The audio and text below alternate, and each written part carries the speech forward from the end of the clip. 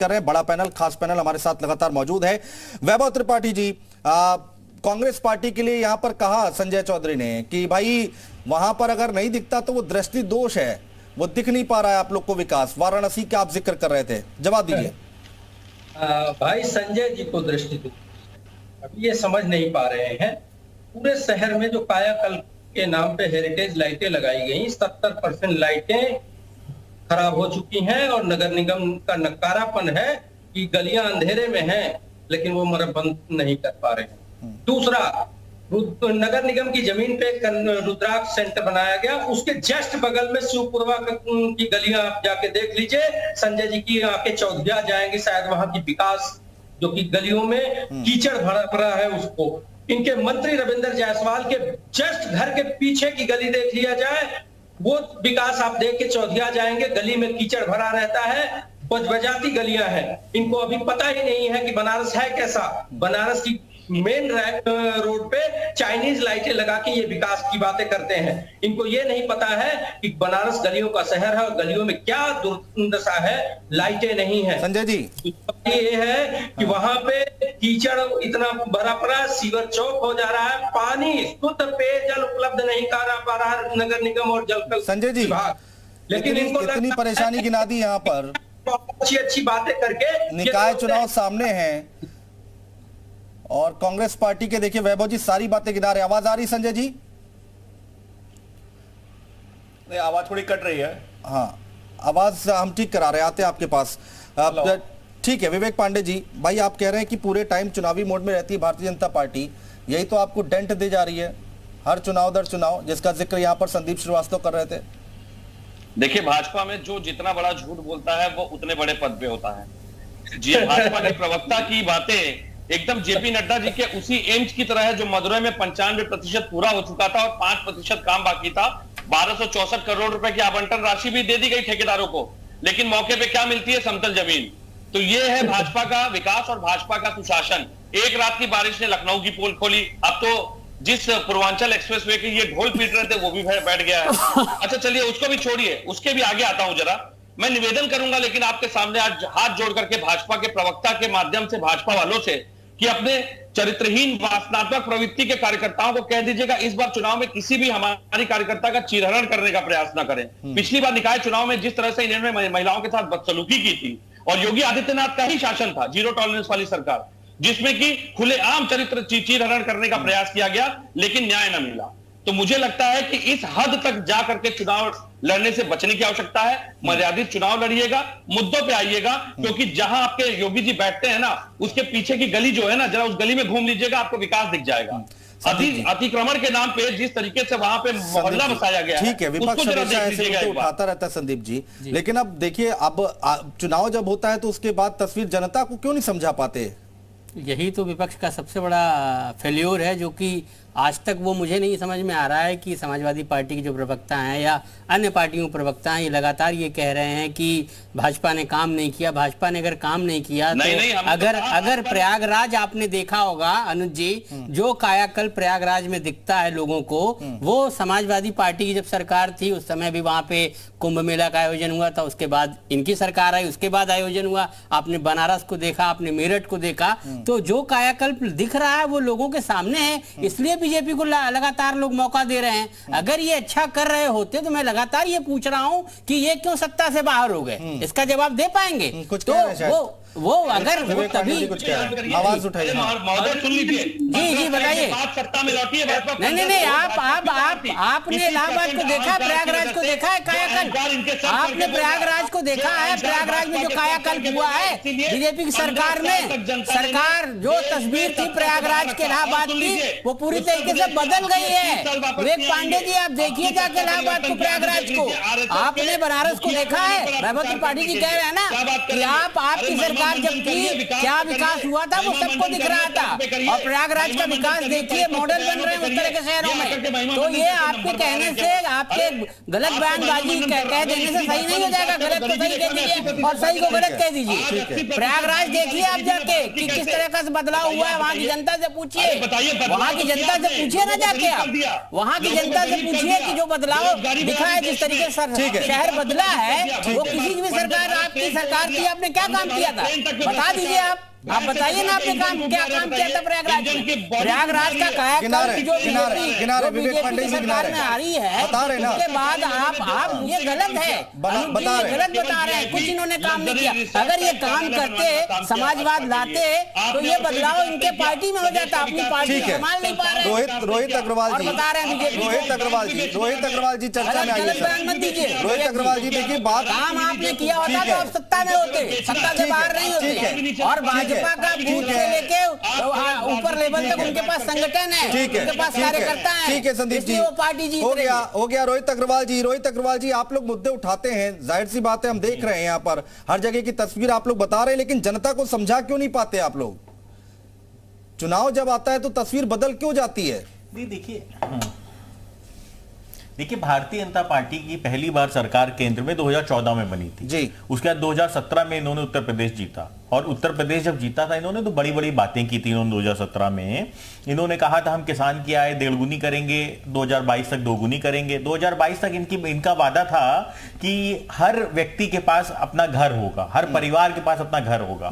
पर आज 2022 में आने के बाद जब करीब करीब खत्म होने के कगार पे है, आज हमें पता है कि 48% लोगों के पास ही अपना घर है और 52% लोग आज भी बिना घर के रह रहे हैं। तो भारतीय जनता पार्टी को एक मौका दिया था जनता ने, जो कि भारतीय जनता पार्टी उस मौके के ऊपर इनके सारे वादे जुमले साबित हुए, और जनता वो देख रही है।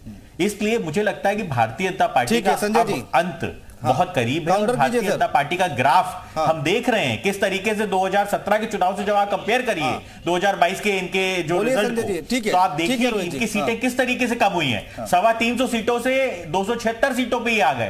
तो ये जो ग्राफ गिरा है, ये ग्राफ गिरना ही बता रहा है आपको कि जनता का विश्वास भारतीय जनता पार्टी के ऊपर से उठ रहा है और भारतीय जनता पार्टी का पतन निश्चित है। क्योंकि ये युवाओं के साथ धोखा कर रहे हैं, किसानों के साथ धोखा कर रहे हैं, व्यापारियों के साथ धोखा कर रहे हैं, महिला उत्पीड़न में उत्तर प्रदेश नंबर 1 पे है। बड़ी बात ये है स्थिति बिल्कुल साफ है। इनकी और आप देखिए किस तरीके से 2014 में भारतीय जनता पार्टी पहली बार केंद्र की सरकार में नहीं आई थी। अपनी स्मरण शक्ति पर जोर डालिए। ये तो आपके खुद प्रधानमंत्री जी कहते हैं, ये तो खुद मोदी जी कहते हैं, ये तो खुद मोदी जी कहते हैं, वो खुद ही भूल जाते हैं।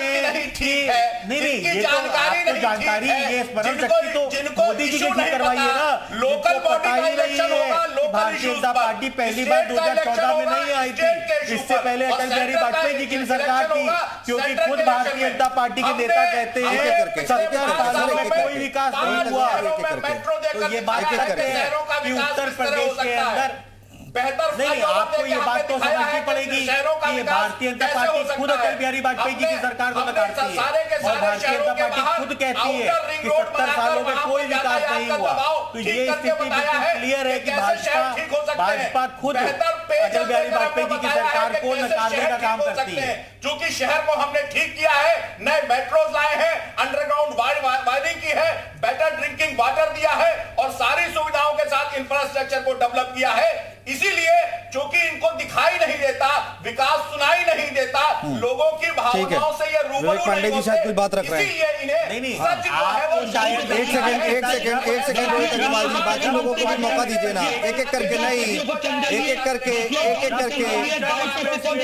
ठीक है संजय जी, सुन लीजिए, दूसरों को भी सुन लीजिए। ठीक है, ऐसे बोलते रहेंगे तो कैसे चलेगा? सुभाष यादव भी वेट कर रहे हैं।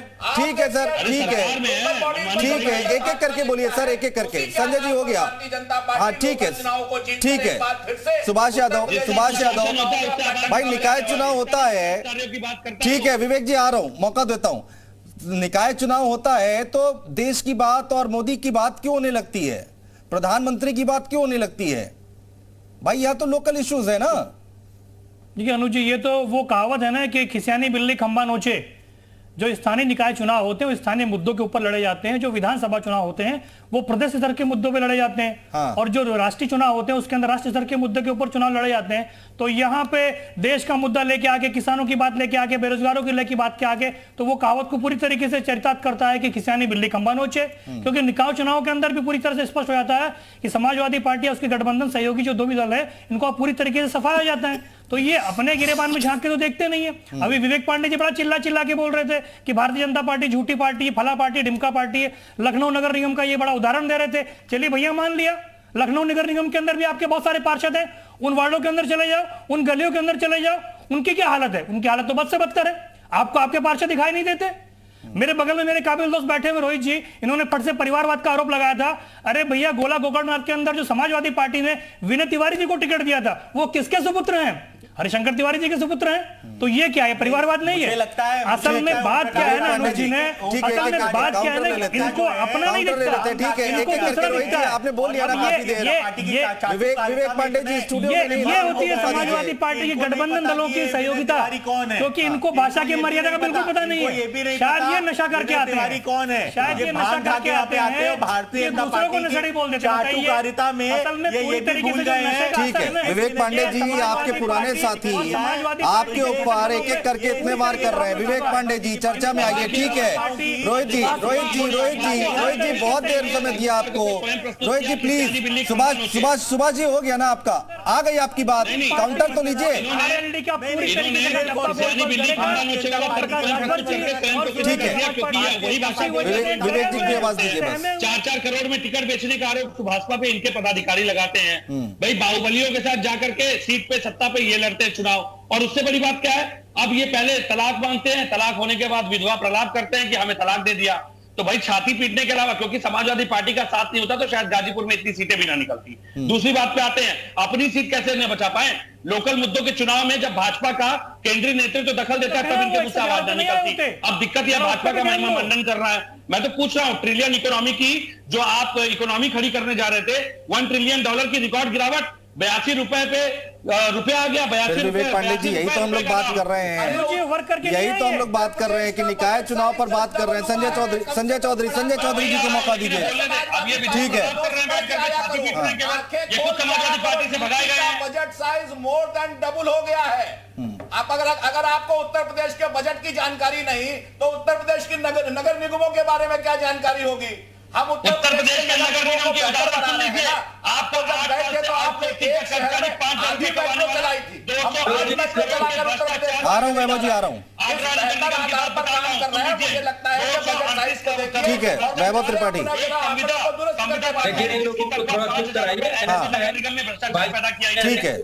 ठीक है वैभव त्रिपाठी जी, भाई कांग्रेस पार्टी का जिक्र उत्तर प्रदेश में होता है तो एक परसेप्शन क्यों बन जाता है कि संगठन मजबूत नहीं है, जो कार्यकर्ता हैं वो उनका मनोबल डाउन है, वो बात दिखती नहीं है ना। कार्यकर्ता का मनोबल डाउन नहीं है। एक चीज आप जान लीजिए, थोड़ा सा समय दीजिए और बोलिए सर, बोलिए, समय अब बहुत कम बच रहा है। हाँ, कांग्रेस हमेशा गरीब की, मजदूर की, किसान की, इनकी बात करती है। नगर निकाय चुनाव में मैंने जो बात कही, मैंने राष्ट्रीय मुद्दों की बात कही। नहीं, राष्ट्रीय मुद्दों पे तो ये नहीं, प्रधानमंत्री नरेंद्र मोदी ने कहा था जब वे मुख्यमंत्री थे प्रचार के दौरान 2013 में कि जिस देश की मुद्रा गिरती है उस देश का प्रधानमंत्री गिरा हुआ होता है। आज आप पूछ लीजिए आप कैसे हैं प्रभु, 82 रुपए का हो गया $1। मुद्रा की बात करने वाले आप बताओ, रूबल कितना गिरा है, पाउंड कितना गिरा है और रुपया कितना गिरा है? मुझे लगता है कि अगर आप इस बेसिस पर बात करने जाओगे तो डॉलर से कंपेयर करो रूबल को, 47 रुपए से 94 रुपए हो गए। रुपए की गिरावट सबसे कम है और आपके पास मंत्रियों के अलावा। ठीक है संदीप जी, ठीक है संदीप जी, अब देखिए फिर वही निकाय चुनाव की बात कर रहे हैं, यहाँ पर नदी नालों की बात हो रही है और छोटे छोटे मुद्दों की बात हो रही है। हम बात पर प्रधानमंत्री का जिक्र क्यों कर रहे हैं इस पर, ये जरा समझाएं ना। विपक्ष के पास कोई मुद्दा है नहीं नगर निगम के चुनाव को लेकर, तो वो बार बार रुपए को, डॉलर को, इन्हीं को कंपेयर करने के इनके पास मुद्दे पड़े हुए हैं। इनके पार्षद जो अभी भाजपा के प्रवक्ता कह रहे थे कि उनके गलियों को जाके भी तो देखे ना कि उन्होंने क्या काम कराया था जिसकी वजह से ये पार्टी बाहर होती चली जा रही है। लगातार इनका जो वोट परसेंटेज है वो गिरता चला जा रहा है। तो ये सारे कारण अगर बीजेपी को रिवाइव करा रहे हैं तो इसके लिए बीजेपी कहां से दोषी हो जाती है? जनता किसको वोट दे रही है? जनता जो काम कर रहा है उसको वोट दे रही है। तो जनता अगर आप काम करेंगे तो आपको वोट मिलेगा। अगर आपको अगर नहीं काम करने का अब नहीं समझ में आ रहा है तो आप पार्टी से बाहर, आप सत्ता से बाहर हो जाएंगे। तो सत्ता से बाहर आप क्यों हो रहे हैं, इसको गंभीरता से समझिए। आप एसी रूम में बैठ के ट्वीट करेंगे, उससे जनता आपको वोट देगी, उससे जनता आपको वोट देगी। आप एसी रूम में बैठ के ट्वीट करेंगे, उससे आपको जनता वोट देगी। जनता चाहती है कि उसके नेता, जो पार्षद, जो नगर निगम के लोग हैं, जो मेयर चुने जाते हैं, वो उनके घर तक आए, उनसे मिले, उनकी समस्याओं को सुने। आपने अगर काम किया होता, जनता से मिले होते, तो आप क्यों बाहर हो जाते? 16 में से 14 आप नगर निगम हार गए, दो बीएसपी के पास चली गई, उसमें से भी एक आपने अपनी तोड़ ताड़ के अपनी तरफ कर लिया। तो ये बताइए ना विवेक पांडे जी, आप बताइए, अगर आपने सारे काम अच्छे किए होते तो बीजेपी सत्ता में क्यों आती? बीजेपी सत्ता में क्यों आती? आप बताइए ना। पिछले आप बात हो रही नगर निगम चुनाव की, आप बता रहे हैं ट्रिलियन मिलियन डॉलर, आपके पास नगर निगम के पास कोई, आपके पास स्थानीय स्तर पे कोई चुनाव का मुद्दा ही नहीं है, आपके पास स्थानीय स्तर पे कोई मुद्दा ही नहीं है। इसलिए आप फालतू की जो बेवजहों की बातें हैं उसको आप बार बार कह रहे हैं। मैं ये पूछ रहा हूं कि अगर आपने काम किया होता तो आप सत्ता से बाहर क्यों हो जाते? आप सत्ता से बाहर क्यों, ये बताइए ना। सत्ता से बाहर आप क्यों हैं? नहीं, आप सत्ता से बाहर क्यों हैं? आपने अगर काम किया था तो जनता ने आपको क्यों बाहर क्यों नहीं मत दिया? आपका समर्थन क्यों नहीं किया जनता ने? समय पूरा हो गया, माफी के साथ। ये गलत बयान मत दीजिए पांडे जी। आगे नहीं ले आप पाएंगे अपने जो कमियां उसको सुधारिए। शुक्रिया आप सभी मेहमानों का हमारे साथ जुड़ने के लिए, तमाम